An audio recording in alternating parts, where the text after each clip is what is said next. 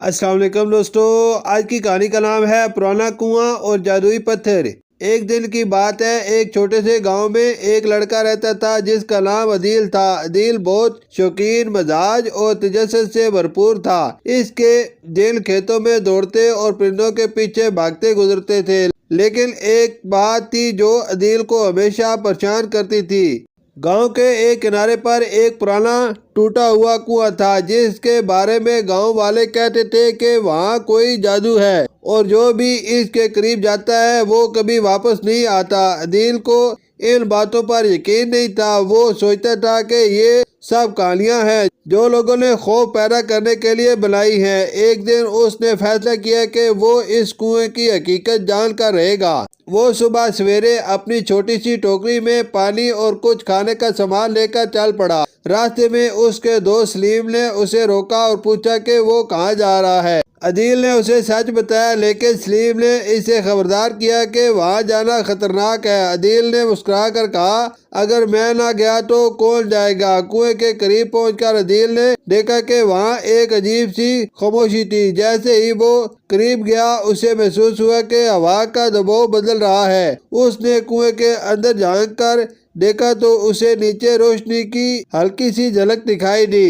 تجسس سے بھرے عدیل نے رسی پکڑی اور آہستہ آہستہ نیچے اترنے لگا۔ جب وہ کنویں کے نیچے پہنچا تو اس نے اپنی آنکھوں پر یقین نہیں کیا۔ نیچے ایک جادوئی دنیا تھی۔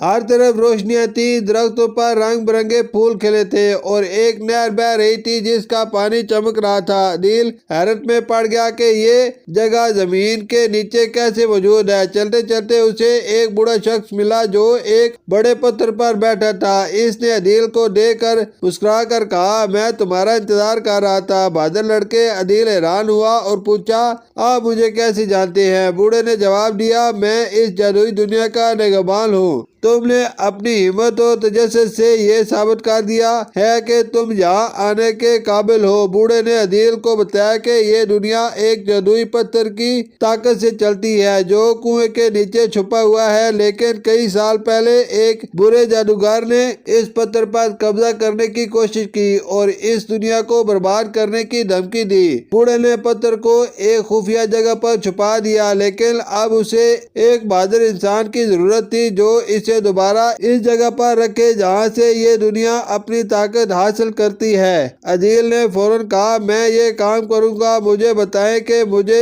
کیا کرنا ہے۔ بوڑھے نے اسے ایک چھوٹا سا نقشہ دیا اور سمجھایا کہ پتھر کہاں چھپا ہوا ہے، لیکن اس کے راستے میں کئی آزمائشیں ہوں گی جنہیں عبور کرنا ہوگا۔ عدیل نے اپنا سفر شروع کیا۔ پہلا امتحان ایک اندھیرے جنگل سے گزرنا تھا جہاں ہر طرف عجیب و غریب آوازیں تھیں۔ عدیل نے اپنے دل کو مضبوط کیا اور چراغ جلا کر آگے بڑھا۔ راستے میں اسے ایک چھوٹا سا ہرن ملا جو کانپ رہا تھا۔ عدیل نے اسے اٹھا کر اپنے ساتھ لیا اور جنگل کے باہر چھوڑ دیا۔ جیسے ہی وہ جنگل سے نکلا اس نے محسوس کیا کہ اس کی ہمت مزید بڑھ گئی ہے۔ اگلا امتحان ایک گہری نہر پار کرنا تھا جس کے ارد گرد بڑے بڑے مگرمچھ تھے۔ عدیل نے سوچا کہ وہ کیسے پار کرے۔ پھر اسے ایک درخت کا تنا نظر آیا جو نہر کے ایک کنارے سے دوسرے کنارے تک گرا ہوا تھا۔ اس نے تنے پر چلتے ہوئے نہر کو پار کیا، لیکن اس دوران ایک مگرمچھ نے تنے کو ہلانے کی کوشش کی۔ عدیل نے اپنی توازن برقرار رکھا اور کامیابی سے دوسری طرف پہنچ گیا۔